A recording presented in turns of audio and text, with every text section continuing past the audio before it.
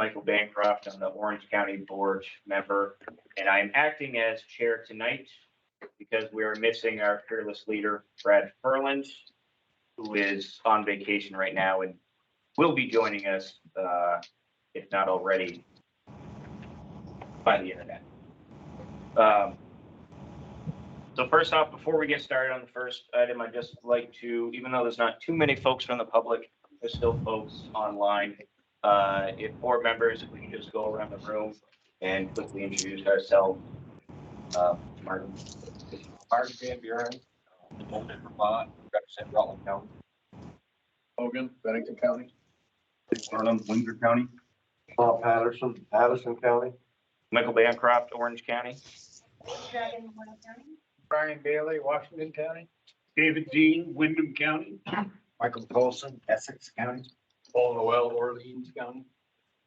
Thank you. And Chris, if you want to introduce yourself in the department. Do you have anybody on? Oh, and Jay Sweeney. Brian McCarthy, Grand Isle. Jay Sweeney, Franklin County. Anyone else? All right, now Commissioner.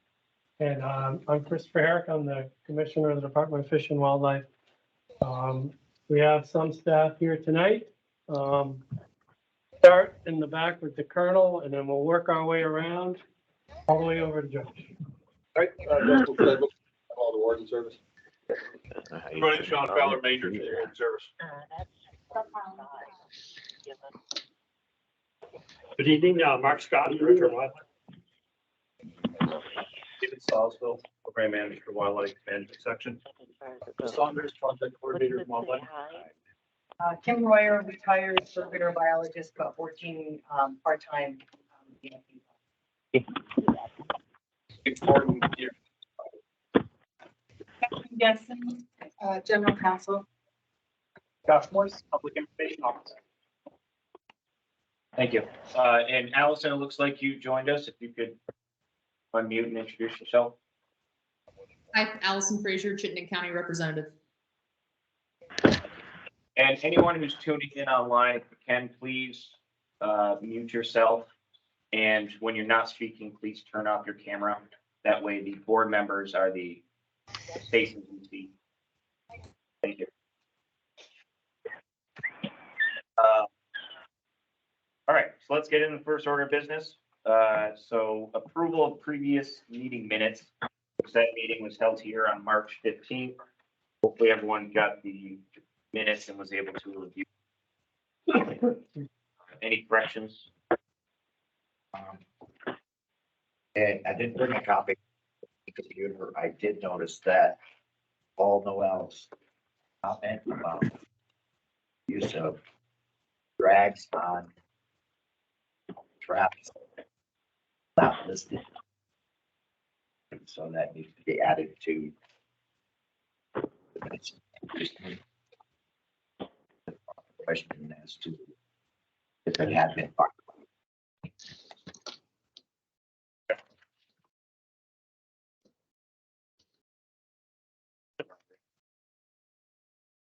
Do we have a motion? As amended.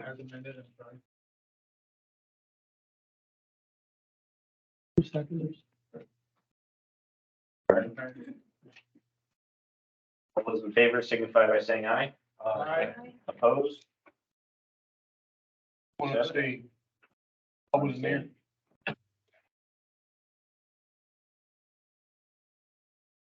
Okay. All right, this won't go as flawless as Brad's here, but we'll do our best. All right, moving on to public comment period. So there's not nearly as many people in person here today, but it seems like we still have a lot of folks online. So this is a working meeting between the department and the Fish and Wildlife Board, but obviously public commentary is important. Brian, can you hear all right? Can everyone hear all right?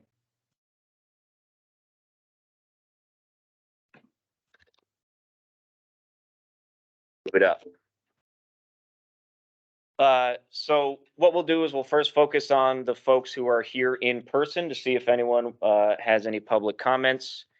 Feel free to comment, compliment, ask questions, but it's not a back and forth between the department or the board. If you have any additional comments or do have a question that you'd like answered, feel free to email anyone in the department or anyone on the board. Now we give 2 minutes just to be courteous for everyone. So Josh will be timing you. When you do reach your 2 minutes, please wrap it up and we'll move on to the next person. Again, there's not many people here in this room, so we shouldn't have to deal with any issues. But if you do like or don't like what the person's saying, please hold the applause or any remarks or anything like that out of courtesy. So first, I don't have a list of speakers, so we'll just go around the room here in person. If you'd like to speak, please raise your hand. I'll start over on this side. All right, go ahead. And when you do, come up closer so you're near the microphone, and please state your name and your town of residence. Sure. Just moving right by the mic, please. That'll help the online. Like here, cool.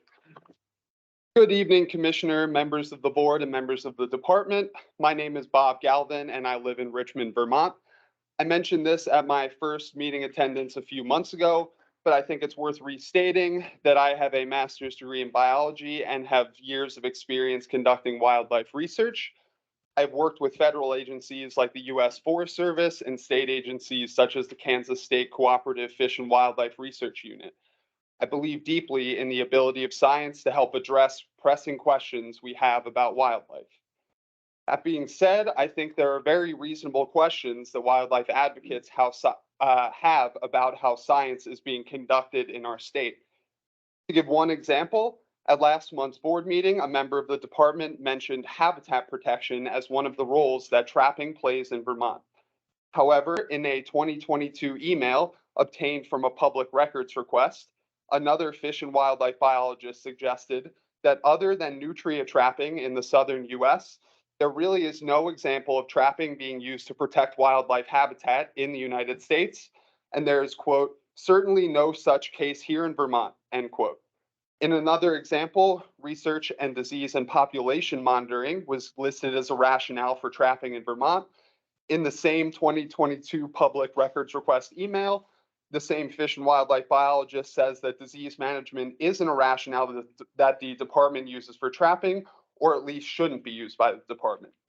In these two situations, I am left unsure why there are two different things being said by the department in two different forms. I wonder who I am supposed to believe and why, and I hope that this conveys that this is an uncomfortable spot for me to be in. Thank you very much and have a great rest of your night. Thank you.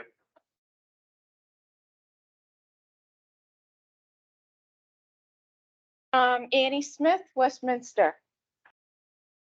It's truly very sad and unfortunate that just a few of us here understand and believe in the true mission statement of the Vermont Fish and Wildlife Department and its board: conservation of all species of fish, wildlife, plants, and habitats for the people of Vermont. Conservation is the prevention of wasteful use of a resource.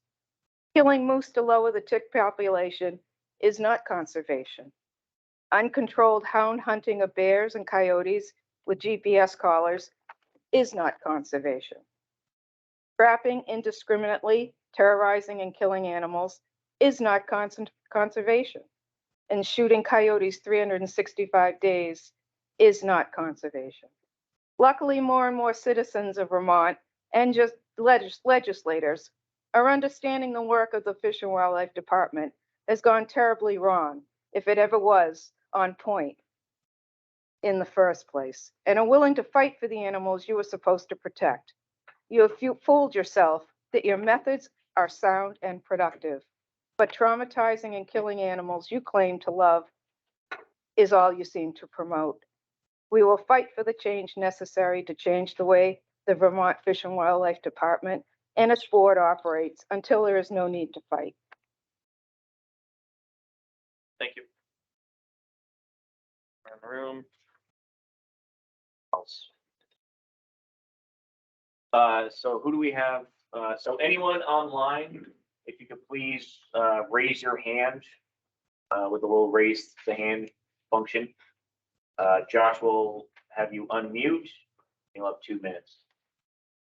And then after everyone on the computer, we'll go through any phone numbers that might be on there. Thanks. So I see 3 folks online with their hands raised. Sarah Gorsline, would you please unmute, and I will start your timer when you introduce yourself.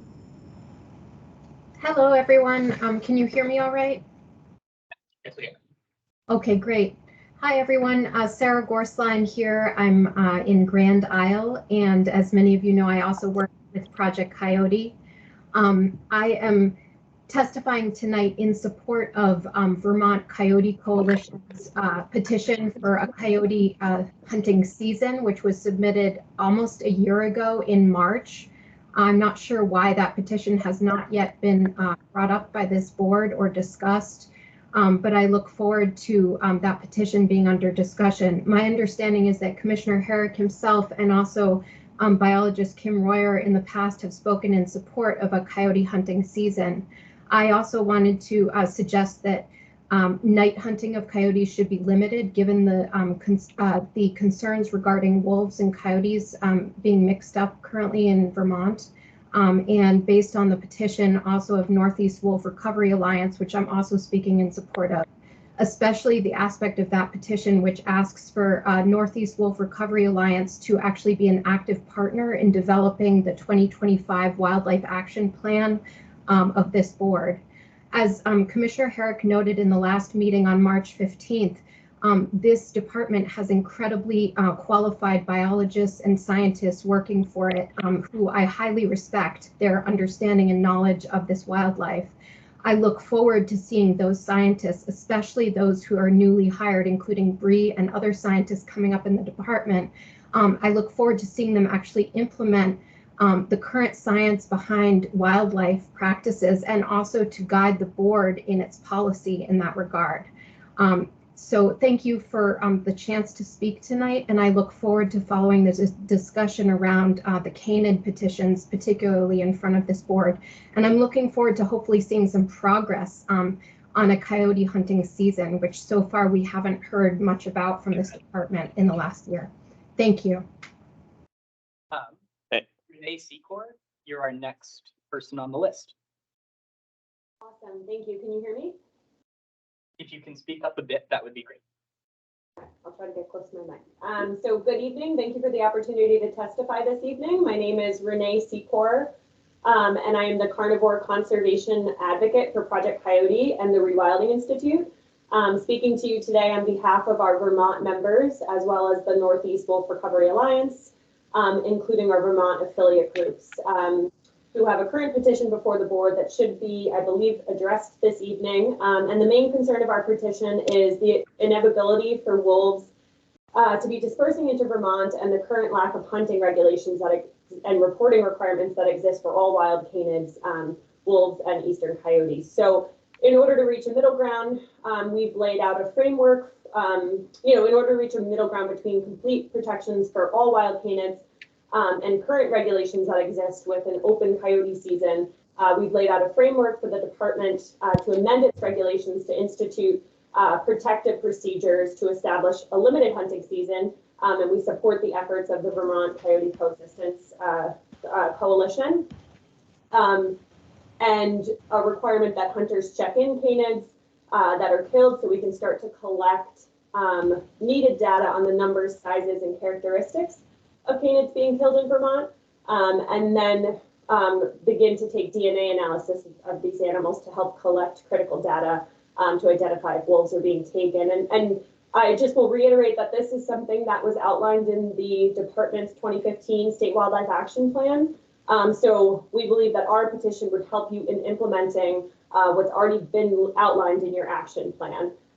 So without these measures, we see that Vermont Fish and Wildlife is failing to implement that plan. So we're hoping you'll adopt these regulatory measures that are detailed in our letter for those reasons. Thank you. Thank you. James Fitzwilliams, you are our last online speaker.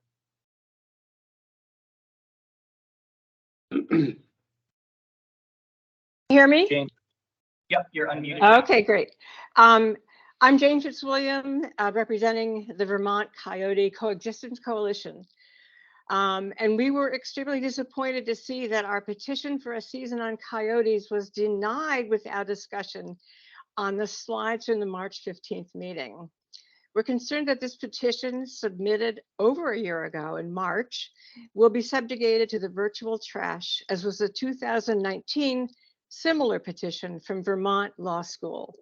We hope that there will be a fair discussion about a season for coyotes tonight, and expect due consideration given to animal welfare organizations supporting a science-based season.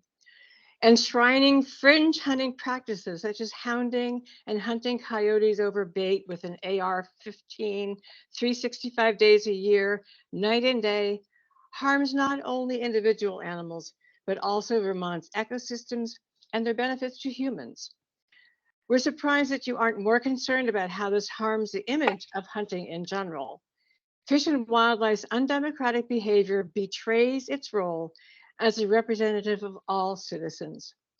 All Vermonters deserve an equitable voice in wildlife policies, and it appears that will only happen through the legislature. Thank you. Thank you. That's all I have for online speakers. Okay. Thank you, everyone. Anyone else in the room?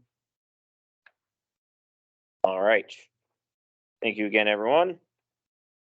So moving on to the migratory game bird hunting seasons. So Chris or Dave? So, yeah, we'll have another one of the department's subject matter experts. And I think Mark is going to do the introduction. But as I always say, and you probably get sick of hearing this, but it's okay. As you listen to David, who's going to talk about this, the topic you've already had, feel free to ask any questions. But I continue to be impressed with the level of professionalism and expertise that we have here at the department, as exhibited by David. So Mark, go ahead. Thank you. So we held an open public comment period, got a press release out on it. I think we only got about 14 emails that came in and talked about the season. Some years we get a lot more. Usually my experience has been the email comments will come in if they weren't quite happy with the season dates that were set the previous year. And that really is, to be honest with you, more dependent on weather, and whether that happens in the fall, whether the marshes freeze up early or not.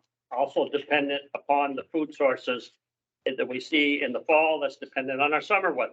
So it's quite complex. And that's what, but we only had 14. And we had about, I think, 24 people attended. We held 2 public hearings. We held one in Chittenden County. We usually pick that area because there are a lot of people that like to waterfowl hunt, live there, hunt there, go to Lake Champlain. We have tried running public hearings in other parts of the state, and we get less than a handful of people that show up. Not to say there's not people that hunt there. But this year, given that the sentiment was almost unanimous, that people wanted to see a little bit earlier opening, and the people that like to hunt Lake Champlain wanted to see it later. And we had board members attend the waterfowl hearing. I don't know about Whitehall, if they made it. That was an awful snowstorm that we had, but we did have some that were there at Essex, so they can speak on what their thought the flavor was of the people there. But I didn't see much dissension at all. But we went back to the drawing board and we said, well, we're not opposed to tweaking the seasons a little bit to accommodate the interest that we heard. So David's going to go through those few little changes. You also have gotten the proposal in the mail to the exact dates. But what we want to do tonight is this is the vote that we were asking you to make on seasons and bag limits for hunting next fall for all waterfowl and migratory game birds. And we really want to make sure that we're going to take the time that you exactly know what you're voting on. Everything from the early goose season to the woodcock and snipe season to the different duck seasons that we have in the zones that are hunting there. So, and please, I hope if the board members are here too, chime in. You know, I know you were there. The Essex one, I believe, I know Jay was or others. So, but David, if we're okay, Mike, I'll have David go through the proposals, and then turn it over to answer any questions that the board may have, to the commissioner, myself, David, law enforcement, if there's any, sometimes those come up. And, so we're here. I just wanted to mention that Andrew Boughton, who's the new migratory game bird project leader, he would have been here, but we had the opportunity to send him for 10 days up into Prince Edward Island to ban geese and put on radio or satellite transmitters with a number of his counterparts in Canada and the Northeast states. So we thought that was a valuable experience for him. And I don't think he's online here, but he was trying and he was texting me that his signal was pretty bad where he was. So, which is a good thing. He's in a nice remote spot doing the work he should be doing. So I told him I'd cover it for him this year. And I thought, like Mark said, we'll go down through. We have 12 recommendations in your packets. He did highlight the ones that were changed from the original proposal in March. But we'll just go down through those. So the first recommendation was for the Lake Champlain zone for ducks, mergansers, and coots. And we moved that season earlier, as Mark mentioned, to October 7th and run it through October 11th, and then take about a 3.5 week split, which is longer than we usually do in that zone. And then open it up again November 4th and run it through to December 28th. And that will be within Lake Champlain zone, 6 bird daily bag limit. And with for coots, it was a 15 bird daily bag limit. The second recommendation, we're looking at the interior Vermont zone. That's also for ducks, mergansers, and coots. Starting that on the same day, that way we have both zones opening on the same day of October 7th and running that as a straight season through December 5th. And then it would close and it has the same bag limits of 6 birds per day and 15 for the coots. The third recommendation is for our September resident Canada goose season. That season is targeted at our resident geese to try to reduce the numbers within the state.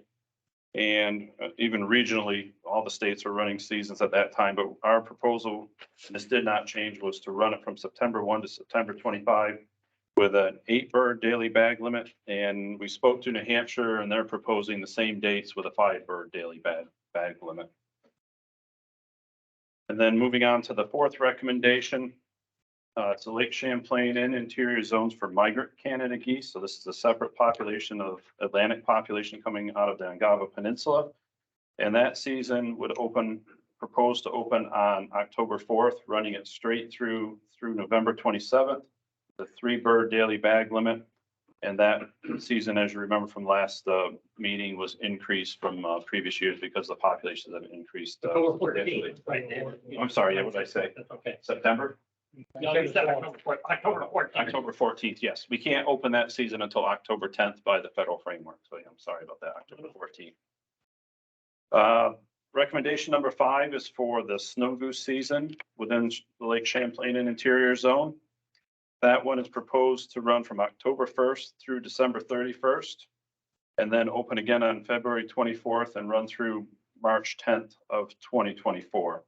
And the daily bag limit on those birds is 25 per day with no possession limit. For the Atlantic brant, we're proposing that opens on October 14th, the same as the migratory Canada goose season, and runs through November 12th. And that limit was dropped to 1 bird per day this year. It was 2 last year. And then, as usual, we're proposing to run the youth waterfowl hunting weekend, the last weekend of September, full weekend of September. And that will be September 23, 24. It will overlap with our resident Canada goose season. That's happened in the past. And, individuals are allowed to hunt Canada geese at the same time that the youth are allowed to hunt waterfowl, should say ducks and geese at the same time. Adults can only hunt the Canada goose of the resident season. And then the 8th recommendation is our falconry season. That's the same as been in past years. The falconry season will run concurrent with all other waterfowl or migratory game bird seasons. And the daily bag limit for the falconers is 3 per day. And that is not on top of their 6 per day of the ducks during gunning season. That would have to be 3 birds if you wanted to go falconry, and they can go out and then potentially harvest 3 more birds with a firearm if they chose to do so. The woodcock season, that one was changed from the last meeting. That was a little bit of an error. We looked at the weekends at the wrong time. We initially had proposed them at the same time as the youth weekend. When we looked at that, we realized that we wanted to open it on the same time as the regular small game season, which is the last Saturday in September. So that we're proposing to run from September 30th and go through November 13th. That's a 3-day three bird per day limit, and that's a 45-day season. And then recommendation number 10 is the snipe season. That's to run at the same time as woodcock, September 30th to November 13th. And that is actually an 8 bird per day limit. Another change is within our hybrid scop season, recommendation number 11. You're allowed 60 days, but within those 60 days, you're only allowed to have 20 days with a 2 bird limit and 40 days with a 1 bird limit. That will run on the same dates as the regular duck seasons. But what we did there is hunters chose, they wanted to have the 40-day with 1 bird limit at the beginning of the season instead of at the end, and have the 20 and 2 at the end of the season. So that's a preference. It's a social issue. It's not a biological issue. So we moved those to allow for that option. And then the last recommendation, number 12, is December resident Canada goose season, which we started last year.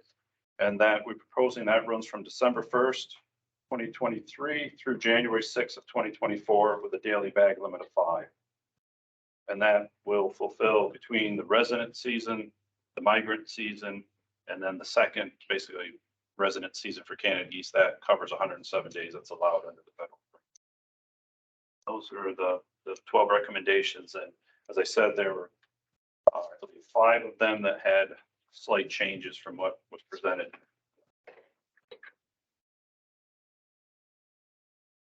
Any questions?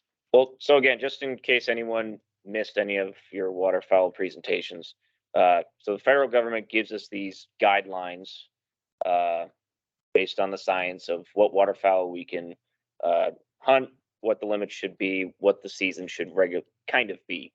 And it's more of a social aspect to choosing our actual hunting seasons for this area. Unless we have specific data in Vermont of concern.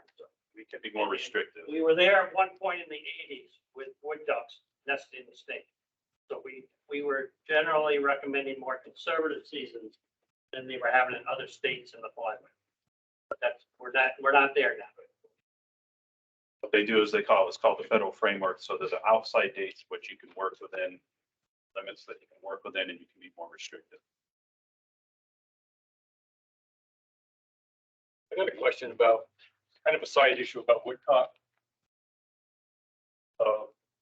There's a 3-shot limit capacity for your shotgun for waterfowl, and that also extends to woodcock. That federally mandated that rule? Yes, it is. Doesn't it seem kind of silly?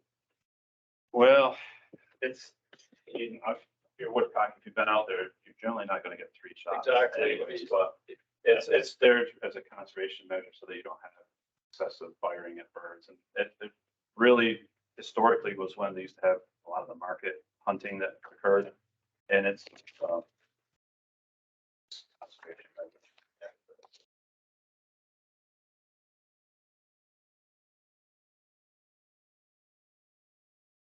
Any other thoughts, comments, questions? Just a little further discussion on resident versus migratory, and how is it one determines that? Right up front. Yep. I'm not a bird hunter. What they did historically, we look at ban returns. We ban birds within the state itself that nest here. Those are your resident birds that we're talking about. We ban birds and have done satellite studies on birds that are up on the Angama Peninsula. And I think it's reaching back here. I think it's the 48 parallel latitude wise that consider a break between resident versus migrant Canada geese. And there's flow over both ways a little bit, but so those are managed in different populations. You have the Atlantic population. We have our resident population, which is anything from pretty much southern Quebec down through into the Carolinas. And then we also have a third population, the North Atlantic population, which is up in Greenland and Newfoundland and those areas that nest in that region. So they're all managed separately and surveyed separately. That's how we tell them apart. They do look exactly alike, but they did collar studies on birds when they migrated through. And then also like the satellite study that showed when the birds moved. So scientifically, we know the difference, but to a hunter, is there a penalty associated with killing the wrong type of beast? They're the same bird, they just, where they breed, where they hatch, you can't tell the difference unless they've been looking at isotopes within feathers, but there's such a blend and that it's not something to concern about. There's no penalty now. Yeah, and the species is not in any danger based on what I see in Connecticut River Valley. One thing that we do look at is each year we look at the band returns when they're harvested. And there's a threshold within the model that start shooting too many banded Atlantic population birds because they represent a certain number each band that you have. We would have to look at adjusting the season and when it was open and closed. So we can do that if it ever came to that. But pretty much what we've seen is we stop the resident season in late September. That's when the migrant birds start coming through, and then really the big push is in early October. So we're protecting those migrant birds from that additional pressure. Thank you. Michael, we have a hand from Jason. Jay, you have a question? Yeah, so I think my recommendation for approaching this is maybe if we go through each recommendation and ask if there's any questions or comments. And after we've done that, vote on the whole package, or how do you want to do this? I've got one question for Dave. I don't know if I should hold it or discuss it now and how we want to do this. I mean, I'm fine going through one by one, but I think if we look at this as a whole and ask your question based on one of those recommendations, certainly do it. Well, my question on the recommendation number 3, we had pretty good discussion in Essex, good crowd and good to see active hunters there that were concerned. One of the things we discussed was extending the season later, which resulted in the change to the November 4th start of the second split. The original recommendation was the early split was October 14 to 18. And I see that recommendation has been changed to October 7 to 11. And I'm not sure why that is. My concern is if we're starting a duck season on October 7 to 11, but our resident goose or our migratory goose opens on the 14th, that could lead to some confusion. And I'm not sure if we shouldn't have just left the early duck season split starting the same day as our migratory goose, which would have been October 14th. Why was the change to the 7th? We were trying to accommodate those that are interested in hunting the early migratory species such as blue-winged teal, wood ducks, and having an opportunity while the birds are still here in the state to target those birds. We also have individuals within the past survey that we did is about 8 years old now that prefer to have more days in October. And we thought as a compromise, we put a few days in October, try to work with the folks that wanted to have the season end later in the year, mostly the big lake hunters. And you only have 60 days and you're only allowed one split within that season. So we're trying to accommodate multiple desires, and we moved it to earlier. And they also, I remember during the meetings, they wanted a longer split. They thought our, I think at the time we're proposing a 9 or 10 day split. They didn't think that was adequate to rest the marshes at that time. Right. So we've gone to currently it's a 23-day split. I guess my concern, and maybe it's a question for law enforcement, is with a duck opener on October 7th and a goose opener on October 14th, do you see the potential for some problems? As you know, everybody studies the regulations religiously, but there's always those that will make that mistake. I'm just trying to eliminate hunter error.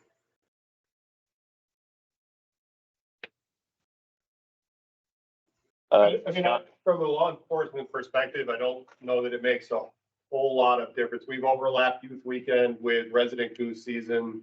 We've had other overlaps in the past and there have not been an excessive number of issues. I think there's issues every year, but whether or not they're related to overlaps in the season is debatable as opposed to people just not paying attention to what's going on. So I don't think from our perspective, the overlap is an issue. We also have different seasons for the different zones too. Connecticut River Zone is not the same as Inland Zone, which is not the same as Lake Champlain Zone, and people figure it out. Yeah, okay, I'm just trying not to create, hoping we're not creating a problem that we could avoid, but, okay, that's it. Thank you.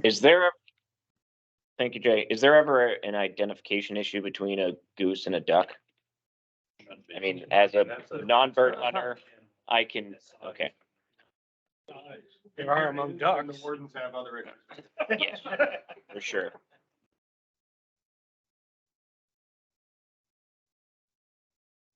Now, we're looking to have a final vote here. Dave, do you want to just talk 15 seconds about what the next steps look like for this? So once the board approves the season, we will have to put a package together of what we've chosen, submit it to the commissioner for approval, and then by April 30th, we have to submit that to the U.S. Fish and Wildlife Service for review. So they do a second review just to make sure we have the date limits and species limits correct, and then they will post that within the Federal Register. And then once that is approved, it becomes law basically at that point. Thank you. So it doesn't go through our APA process? So this is a procedure now, not a rulemaking. Okay. And the reason we got out of that is because with the legislature, we were always acting under an emergency rule before. And those are good for only so many days. So we started having late season or longer season options that created issues for us. But if we wanted to go back and change anything beyond the seasons and bag limits, then we would have to go through a rulemaking process. Okay. That was a change, just like the moose hunting permit and the antlerless deer hunting permit. Thing, that was a move, actually, I think you were chair of the committee, David, when you made that change. And part of that is that we also have to have a public comment period and New requirement. so that folks. And you can correct me, Catherine, I think we're supposed to get the recommendations of the framework in December. Quite often, we don't get them until February, right up against the gate. So we would be pushing it again, probably have to go to emergency orders and have to bypass that system anyway. Yeah, it was not a good fit for migratory. Core. Yeah.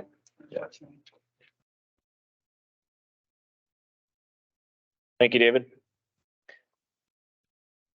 We have a motion I'll make a motion to approve the migratory game bird hunting season as proposed by the department. Okay. David, second. Discussion? I'll do a roll call for this, I believe. So signify by saying yes. Marty Van Buren, Yes. Jay Sweeney, Yes. Robert Patterson, Yes. Paul Noel, Yes. Brian McCarthy, Yes. Michael Colson, Yes. Neil Hogan, Yes. Allison Frazier, Yes. Brad Ferlin. He didn't join us. He's still golfing. Jamie Dragon. Yes. David Dean, Yes. Nicholas Burnham, Yes. Brian Bailey. And I'm a yes. Okay, 13 yeses. Okay. Thank you. Moving on. Okay. To the 2023 moose hunting season. Again, this is a final vote. I'll hand this over to either the commissioner or Mark. I'll take it initially. A lot of work has gone into this. Okay. And we're lucky enough to have Nick here today. Mark, are you going to do that introduction as well? Yeah, very brief. I think it's important. Again, this was, as we just discussed with David's question on APA, this goes through a process. now procedure that legislature had changed a few years back. So there's requirements of that, as Council Guessing mentioned earlier, about we need at least a minimum 30-day comment period from the public, and we need to hold 3 moose hearings. We can do those in conjunction with the deer, and we did. We held them at Lake Region High School in Orleans, Woodstock Union High School, and Manchester Community Library. We had great attendance, almost 100 people, slightly less. We had a lot of board members. That the 2 I was able to go to, I know that was great to see that. And I would say, and we also received 29 different emails. So instead of trying to summarize how people felt in those emails, we said every single email we got and every comment from the public hearings to board members, and that should be in your packet. And hopefully you all got that. If you didn't, you got to let me know. We got a problem with our email delivery system with that.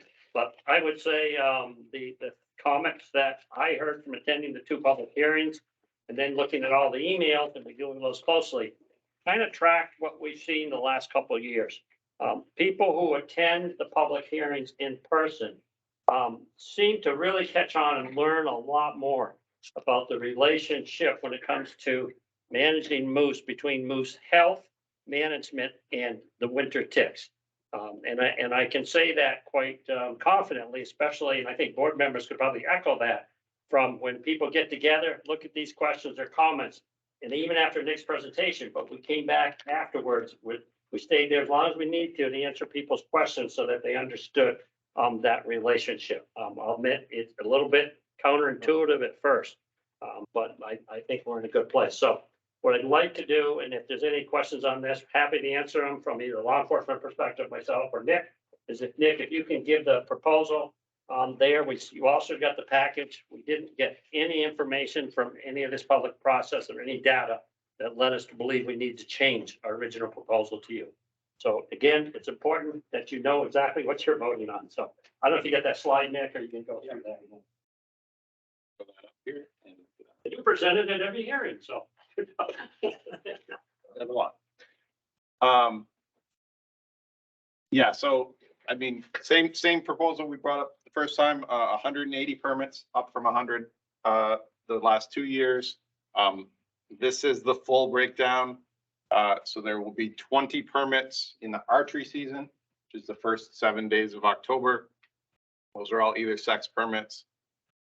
Regular season, which begins on the 3rd Saturday in October, which this year is as late as it can possibly be. I think it's the 22nd.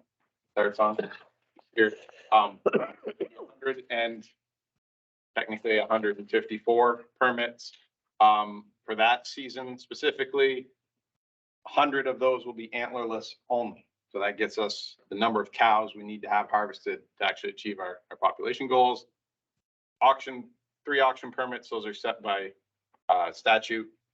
And then 3 special, or yeah, they're both set by statute. 3 special opportunity, which is limited by statute and board rule. So that's the breakdown. Again, our split by WMU was a 55-45 split based on slightly higher moose density estimates in E1. Focus a little bit more there. But any questions on this? Focusing on the public comments emails that we received, there was a common thread, common theme. So 2 of them. One is that this won't work because hunters target healthy moose and not the moose suffering from winter ticks. So why again does this work if it's not targeting the already sick moose? Yeah, so again, like Mark said, some of this is not necessarily directly included, but in the fall, when we're hunting moose, they're all healthy. None of them, well, they're just starting to pick up ticks, but they're not impacted by ticks at that time. So there would be no way for a hunter to target an unhealthy moose. They all carry ticks. They all carry a lot of ticks. And to the point of the moose hunters would target, which tend to be bulls, bulls tend to carry significantly more ticks than cows or calves. So they are actually doing a little bit of what we want them to do, but that's not really why we're doing this. Why we're doing this is We just need fewer moose generally on the landscape. That's the goal of this hunt. It isn't about which particular moose die, other than we need to kill cows to drive the population down. But this is just really about, we need to reduce the number of moose on the landscape. That, because moose are the primary host for winter ticks, that will reduce the abundance of winter ticks over time. That is what we're trying to do. It has nothing to do with the specific moose that are killed. Gotcha. And two more things actually. And just winter ticks are a single host tick, correct? So targeting tick carrying rodents or animals that target tick carrying rodents is not effective. Okay. Third, do you happen to have the North American moose density map ready to? I don't. It's a great visual because it really, again, we're just focusing in Vermont on E1 and E2, but it is, what's the percentage that has a moose density over 1? Exactly, in North America. So that's always a great visual, I'd find. Alaska, right? All of North America. Yes.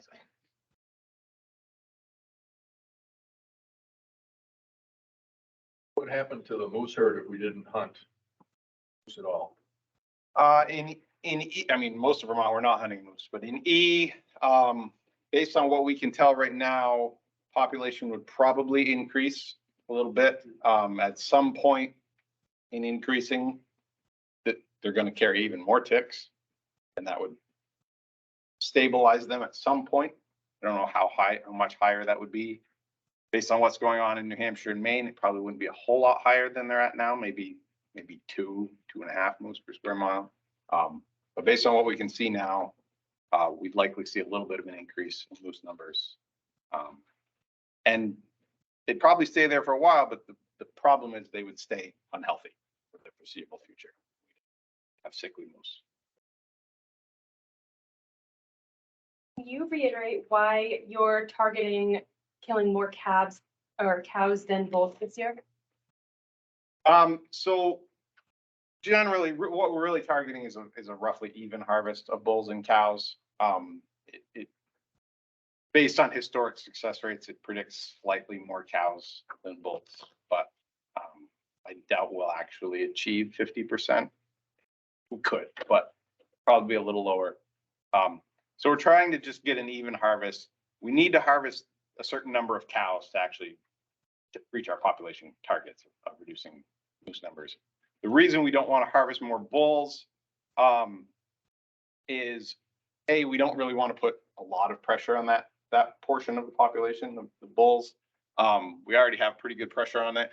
And in recent years, we have seen some indications that the bull segment of the population may be smaller than we think it is. Even some of our collared animals, we had much worse survival of male calves than female calves. So there are some indications that, and none of it conclusive, I will say that, but there's some indications that bulls are maybe taking it a little harder than cows and calves are. So we want to be a little cautious about.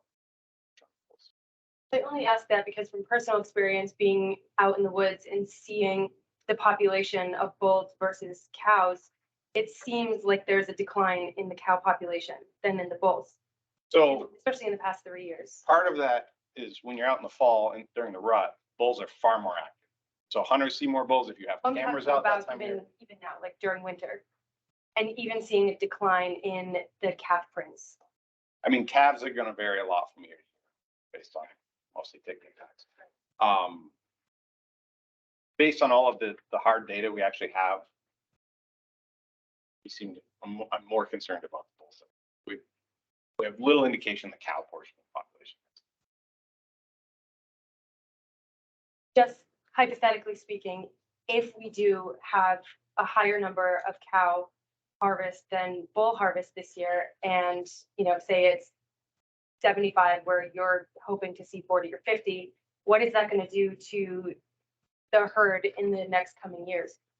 In terms of, you already know at this point that they're not having twins anymore because the health of the cows just aren't there. So the cows are having one calf per litter and say, you know, over a span of 10 years for a 12-year-old cow, you know, at this point, I think we can say that probably only a quarter of her calves are surviving. So if we're killing more cows, what is that going to do to the population in the next 5 years? Reduce it.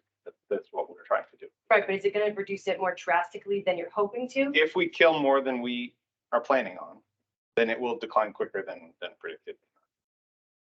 And what kind of an impact is that? If we're killed 75, which would be extremely high, really not realistic, but I mean, even if we did, that's probably still not as bad as the worst case scenario that was in the recommendation, which is based on bad tick impacts. Ticks kill way more moose than others. So worst case, we get to our goal quicker. We will see that. We will adjust accordingly because we're going to come back every year. So we'll adjust. If we start killing more cows than we expect, we'll adjust in the next couple of years. But ultimately, we are trying to go down. So Right. No, I totally get that is the end result. I'm just concerned that there is actually fewer moose than what the department actually thinks there are out there.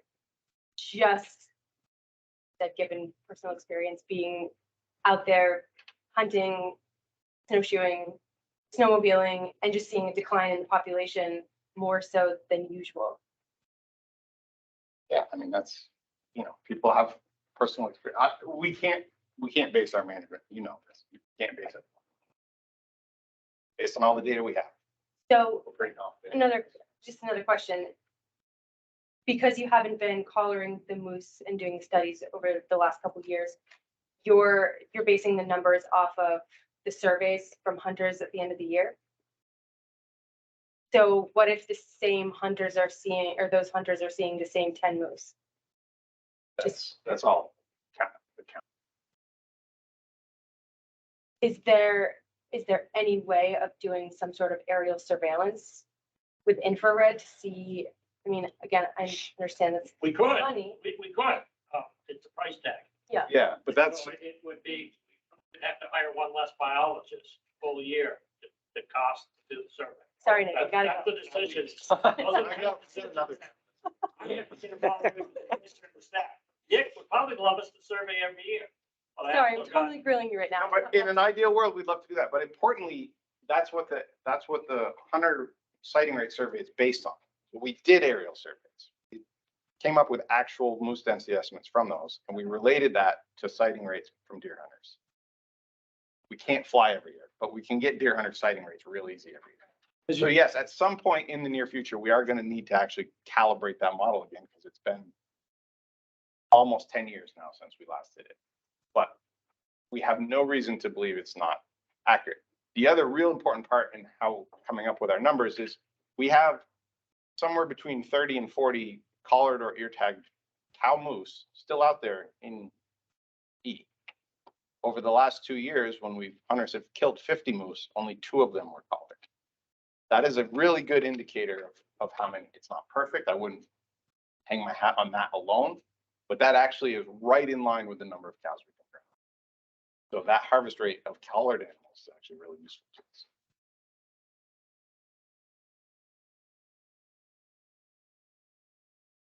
Anyone? You send anything about the ticks when somebody gets their permit for educational purposes? maybe?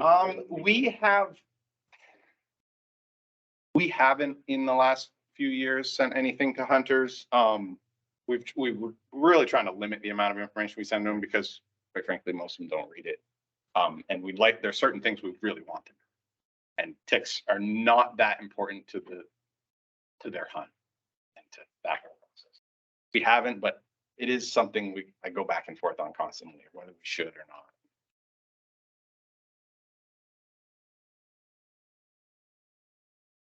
Anybody else have any questions or need any more info? Just your presentations on the department's website, right? There, I mean, in terms of information about text, drive people to that presentation. Well, I think, I mean, my presentation from the public meetings is on there and the recorded from the board meeting, which is a longer version of it. As Mike's map that he. I'll print that out and put it on my wall. Maybe it's suggested you go on WCAX to make this presentation. Really get the word out there. Again?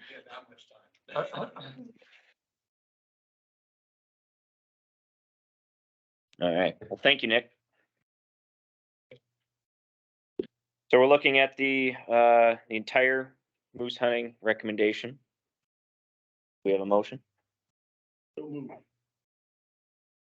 What's the full motion? To approve the recommendation in terms of the season and number of permits that would be issued for the moose hunting season in 2023-24. Brian, second. Okay, we'll go through again. Roll call.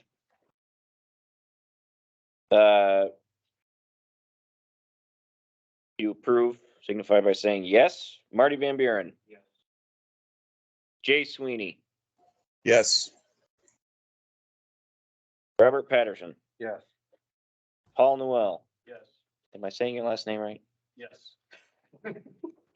Hey, wait a minute, he voted twice. I recorded you twice. Brian McCarthy. Yes. Michael Colson. Neil Hogan. Yes. Allison Frazier. Yes. Brad Furlan. Still golfing. Jamie Dragon.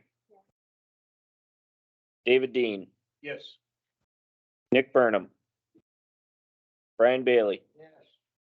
And I'm a yes. 13 yeses, 1 Brad. Okay.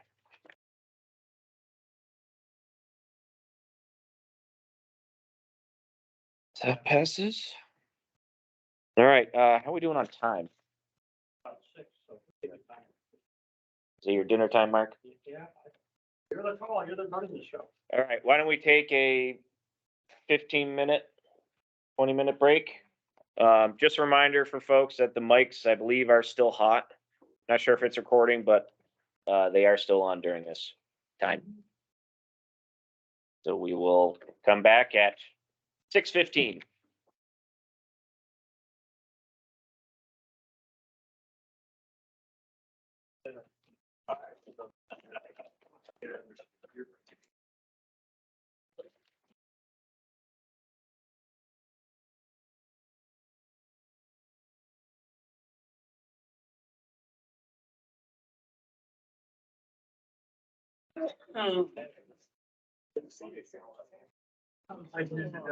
Josh, you are hiding. I couldn't tell if you were sleeping.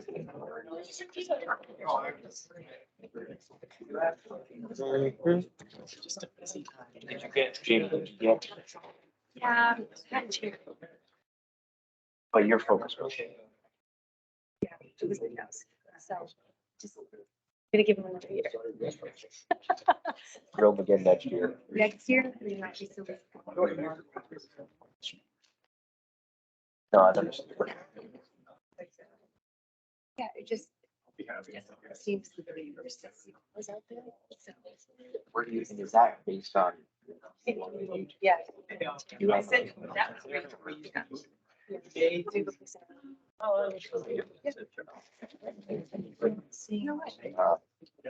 West now. Okay. So. More towards just over the hill from. So on the very southern. You see all the